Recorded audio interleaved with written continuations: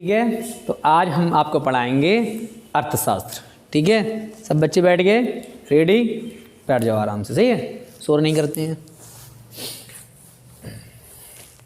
तो आज का टॉपिक है अर्थशास्त्र। पहली क्लास होगी आपकी, सही है, शैतानी करना नहीं है, बिल्कुल समझना है और कॉपी कलम बिल्कुल बंद कर दो आप। ठीक है, और यहाँ पे क्लास किस लिए होती है? क्लास होती है सुनने के लिए, ना कि पढ़ने के लिए। पहले आप सुनो, उसके बाद समझो, नहीं समझ में आए फिर पूछो। ठीक है, तो करते हैं। आज है बेटा अर्थशास्त्र। तो अर्थशास्त्र के क्या भाग होते हैं? दो।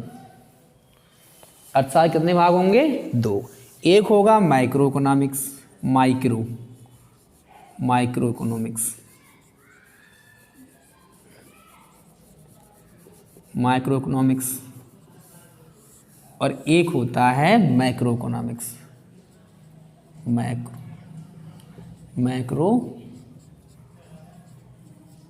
Economics, macro economics. एक होता है माइक्रो इकोनॉमिक्स और एक होता है मैक्रो इकोनॉमिक्स। ठीक है, तो इसे हिंदी में कहेंगे बीएसटी अर्थशास्त्र, बीएसटी अर्थशास्त्र।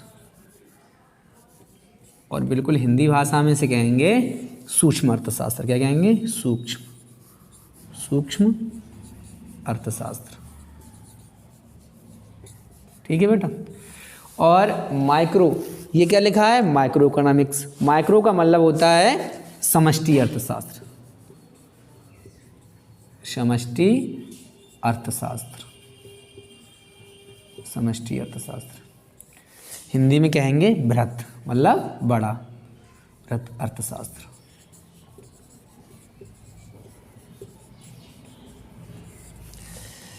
तो सूक्ष्म अर्थशास्त्र और बृहत अर्थशास्त्र मतलब होता है कि सूक्ष्म मतलब होता है एक विशेष व्यक्ति या एक फर्म के विषय में जानकारी जुटाना।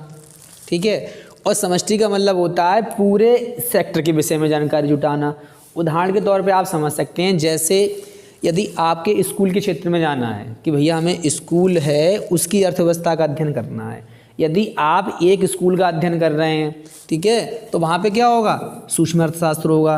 और यदि आप जितने भी स्कूल हैं पूरे भारत देश में सबका अध्ययन कर रहे हैं तो वहाँ पे क्या होगा? समष्टि अर्थशास्त्र होगा। जैसे उदाहरण के तौर पे यहाँ समझते हैं, जैसे मान लो यहाँ एक क्या है? बगीचा है। एक क्या है? बगीचा। ठीक है, और ये भी एक बगीचा है। अब आप जाते हैं कहीं सैर करने, ठीक है, अब आपसे कहा गया है कि बगीचे में ये पेड़ पौधे हैं, तरह तरह के, आपको जानना है कि मतलब बगीचे में तरह तरह के पेड़ पौधे होते ही हैं, और यहाँ भी पौधे हैं, पेड़ पौधे हैं। आप घूम रहे हैं बगीचे में, अब आपसे कहा जाए कि सूक्ष्म अर्थशास्त्र जानकारी जुटाना है, तो यहाँ समझ लोगे आप कि एक पौधे के विषय में अगर आप जानकारी जुटाना है कि भैया ये पौधा है, ये कितने समय में तैयार हुआ है, एक साल में कितनी बार फल देता है, इसका फल मतलब कितने समय में पक के तैयार हो जाता है। ठीक है, यदि आप एक विशेष मतलब केवल एक के विषय में जानकारी जुटा रहे हैं तो वहाँ पे क्या होगा? सूक्ष्म अर्थशास्त्र। और बृहत अर्थशास्त्र का मतलब होता है कि बगीचे में जितने भी पौधे हैं उन सब की जानकारी एकत्र करना। तो उम्मीद है आप इतनी बात समझ गए होंगे कि सूक्ष्म अर्थशास्त्र किसे कहते हैं और बृहत अर्थशास्त्र किसे कहते हैं। ठीक है, अब आगे चलते हैं और समझ रहे हैं कि अर्थशास्त्र के विषय में और जानकारी जुटा रहे हैं।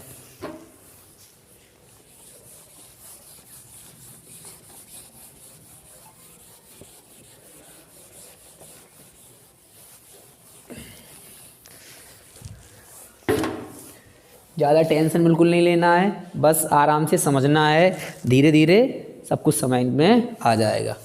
ठीक है, तो यहाँ पे क्या करना है कि अर्थशास्त्र के जनक, अगर आपसे कोई प्रश्न पूछे भैया अर्थशास्त्र के जनक कौन होते हैं या कौन है अर्थशास्त्र के जनक, तो आपको पता होना चाहिए। अर्थशास्त्र के जनक हैं एडम स्मिथ, एडम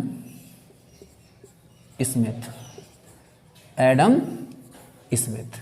इनने एक पुस्तक निकाली थी 1776 में, इनने एक पुस्तक प्रकाशित की थी 1776 में, जिसका नाम था the wealth of nation, the wealth of nation.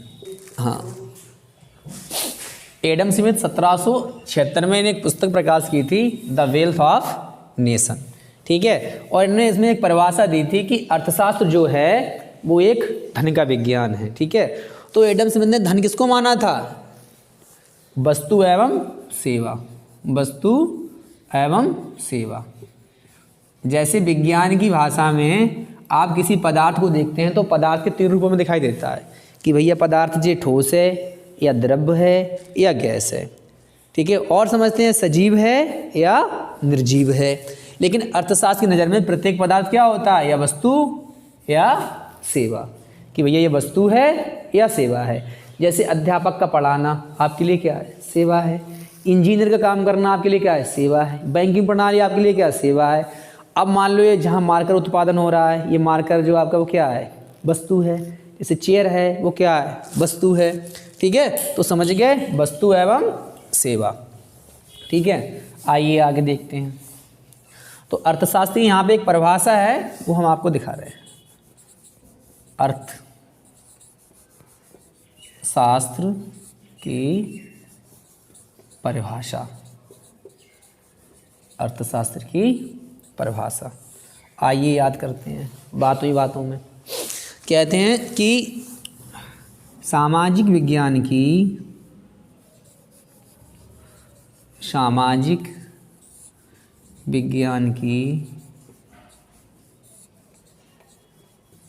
वह शाखा, सामाजिक विज्ञान की वह शाखा जिसके अंतर्गत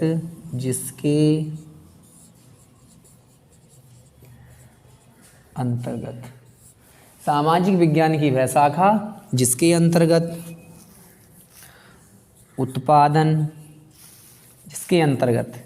सामाजिक विज्ञान की वह शाखा जिसके अंतर्गत वस्तु एवं सेवाओं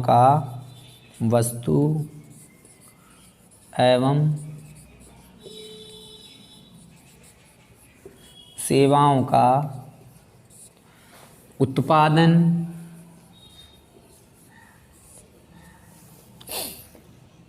वितरण, विनिमय,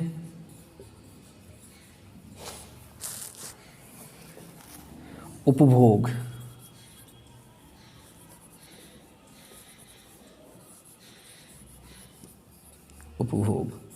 आदि का अध्ययन किया जाता है। आदि का अध्ययन किया जाता है। ठीक है, तो कहते हैं सामाजिक विज्ञान की वह शाखा जिसके अंतर्गत वस्तु एवं सेवाओं का उत्पादन, वितरण, विनिमय, उपभोग आदि का अध्ययन किया जाता है, उसे क्या कहते हैं? अर्थशास्त्र कहते हैं। ठीक है, तो यहाँ पे समझना है कि भैया उत्पादन किसे कहते हैं। देखो कोई ना कोई वस्तु है तो उसका कहीं ना कहीं तो उत्पादन जरूर हुआ होगा। ठीक है, अगर जैसी वस्तु उत्पादन होता है उसके बाद में क्या होता है? वस्तु का वितरण। जैसे ये मार्कर आज हमारे हाथ में आया तो सीधे कंपनी से थोड़ी ना आया होगा, मतलब एक सर्कल बना हुआ है भैया, कहीं से कहीं, कहीं से कहीं, कहीं से कहीं, तब कहीं हमें आखिर मिला है आज ये। ठीक है, उसके बाद विनिमय के 2 तरीके का होता है। एक वस्तु विनिमय होता है, एक पैसे से विनिमय हो जाता है। ये पैसे दे दिए और चीज़ आपको मिल गई। एक वस्तु के बदले में वस्तु मिल जाती है, उसे क्या कहते हैं? वस्तु विनिमय। उसके बाद कहते हैं उपभोग। उपभोग किसे कहते हैं? कि आवश्यकताओं की प्रत्यक्ष संतुष्टि के लिए धन का प्रयोग करना उपभोग कहलाता है। जैसे आज हमारे लिए ये मार्कर की आवश्यकता थी, तो मार्कर क्या था? हमारी आवश्यकता थी पहले, तो हमने मार्कर लेने के लिए किसका प्रयोग किया? पैसों का। तो कहते हैं आवश्यकताओं की प्रत्यक्ष संतुष्टि के लिए धन का प्रयोग करना क्या कहलाता है? उपभोग। ठीक है, आइए आगे देखते हैं।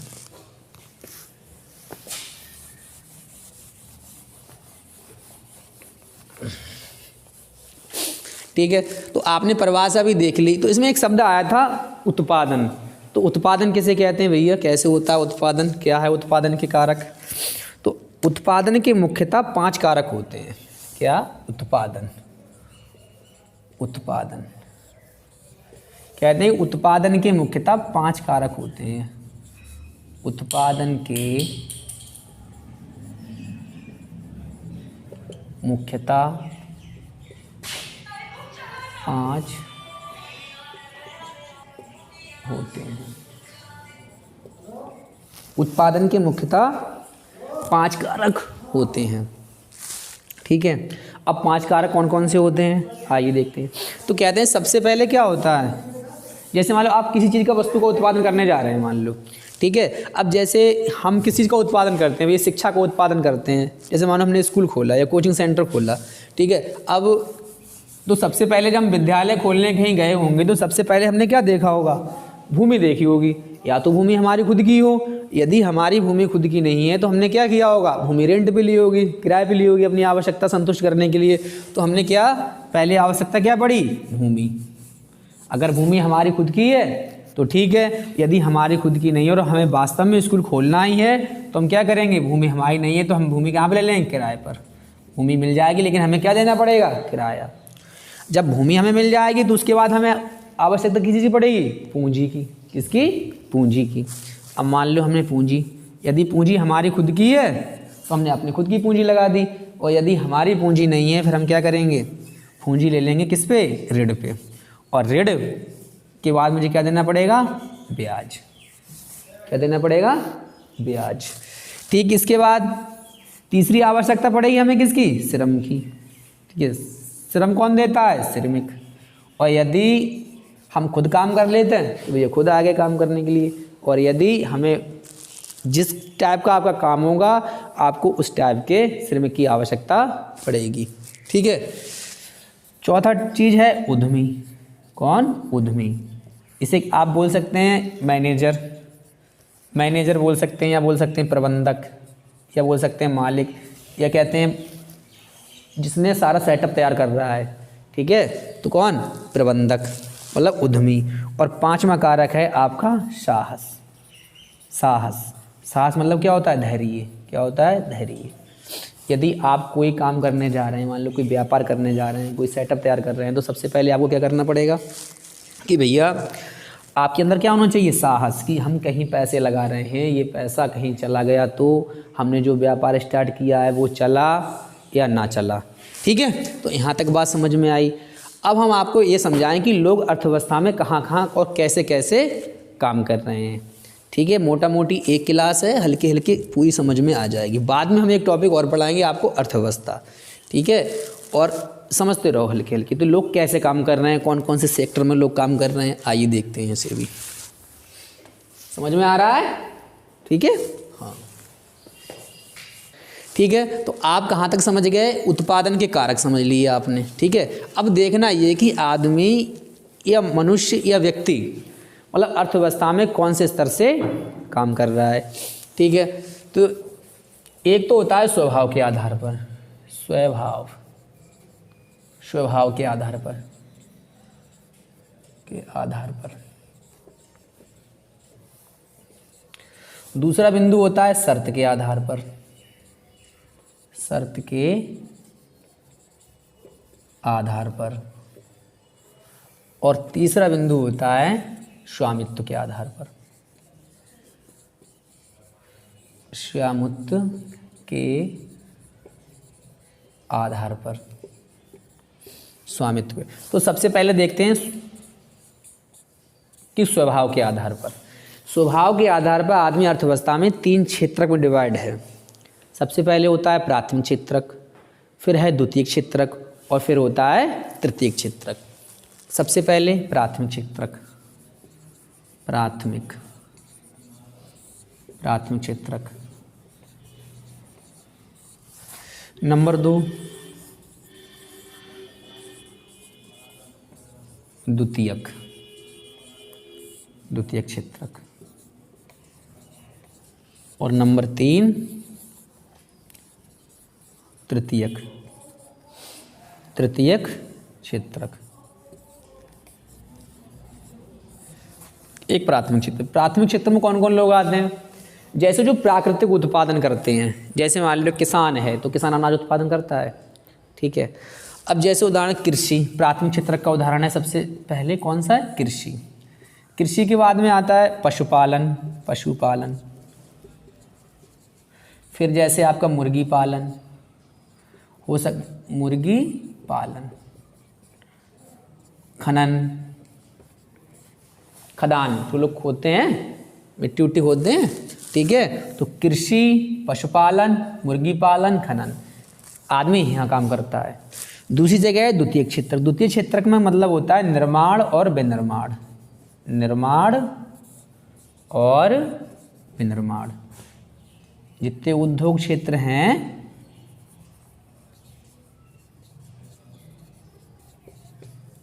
या तो नई वस्तु बनाते हैं और वस्तु पुरानी हो जाती है, उसे रिसाइकल करके दूसरी वस्तु बना देते हैं, उसे क्या कहते हैं? विनिर्माण। यहाँ वस्तुओं का सबसे अंतिम क्षेत्रक है तृतीय क्षेत्रक, से एक नए नाम से भी जानते हैं, सेवा क्षेत्रक, कहते हैं सेवा क्षेत्रक। प्राथमिक क्षेत्रक और द्वितीय क्षेत्रक को मिला के जो तीसरा क्षेत्रक है वो इन दोनों को आपस में जोड़ के कार्य कराता है, ठीक है। जैसे अब मान लो इसमें आपको अध्यापक है, तो अध्यापक कौन से क्षेत्रक का उदाहरण है? सेवा क्षेत्रक का। ऐसे डॉक्टर है, तो डॉक्टर कौन से क्षेत्रक का उदाहरण है? सेवा क्षेत्रक का। ऐसे इंजीनियर है, तो इंजीनियर कौन से क्षेत्र का उदाहरण है? सेवा क्षेत्रक का। अब आपके यातायात के जितने भी साधन हैं किसके हैं? सेवा क्षेत्रक के उदाहरण है। किसके उदाहरण है? सेवा क्षेत्रक के, ठीक है। तो ये हुआ किसके आधार पे? स्वभाव के आधार पे। किसके? स्वभाव के आधार पे। अब देखना क्या है कि भैया शर्त के आधार पे, कि शर्त के आधार पे आदमी कैसे है। तो शर्त के आधार पे क्या होता है? शर्त के आधार पे है मतलब दो प्रकार, एक होता है संगठित, संगठित, और एक होता है असंगठित। कौन सा होता है? असंगठित। एक होता है संगठित और एक होता है असंगठित। संगठित का मतलब क्या होता है कि जहाँ में आपकी मतलब टाइमिंग फिक्स हो कि भैया आपको काम पे जाना है, सुबह 8 बजे जाना है, ठीक है, 4 बजे आपको आना है, ठीक है। और जब भी आपको कोई काम पे लगाएगा, मतलब कोई कंपनी या फर्म आपको काम पे रखेगी, तो वो संगठित तरीके से आपको रखेगी, आपको टाइमिंग फिक्स कर देगी, आपकी सैलरी फिक्स कर देगी, और महीने में और साल में जो भी आपके अवकाश हैं वो भी फिक्स कर देगी।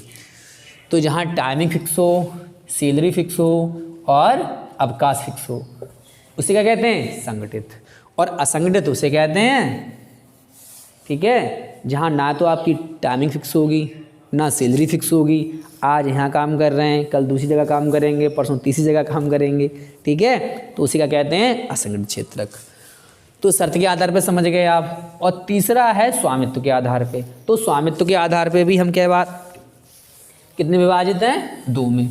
एक होता है निजी क्षेत्रक और एक कैसा होता है? सार्वजनिक क्षेत्रक। स्वामित्व के आधार पर क्या होगा? एक होगा सार्वजनिक, सार्वजनिक, और एक दूसरा होगा निजी, निजी। एक सार्वजनिक, एक निजी, ठीक है। तो सार्वजनिक मतलब सरकारी सेवाओं में कोई कार्य कर रहा हो, निजी मतलब कोई प्राइवेट फर्म में कार्य कर रहा हो। अब एक बार हम फिर देखें, जैसे मान लो कुछ उदाहरण है हम यहाँ लिख रहे हैं। जैसे मान लो हमने लिख दिया अध्यापक, अध्यापक। अब ये अध्यापक जो है, यदि ये सरकारी टीचर है, ठीक है, सरकारी टीचर है, तो जो कौन से में चला जाएगा? स्वामित्व के आधार पर सार्वजनिक में। किस में? सार्वजनिक में। और स्वभाव के आधार में किस में चले जाएगा? सेवा क्षेत्रक में, ठीक है। और शर्त के आधार पर कहाँ चला जाएगा? संगठित क्षेत्रक में। कहाँ? संगठित क्षेत्रक में, ठीक है। तो उम्मीद है आपको इतनी बात समझ में आई होगी। बाकी क्लास कल चलेगी, ठीक है। ओके।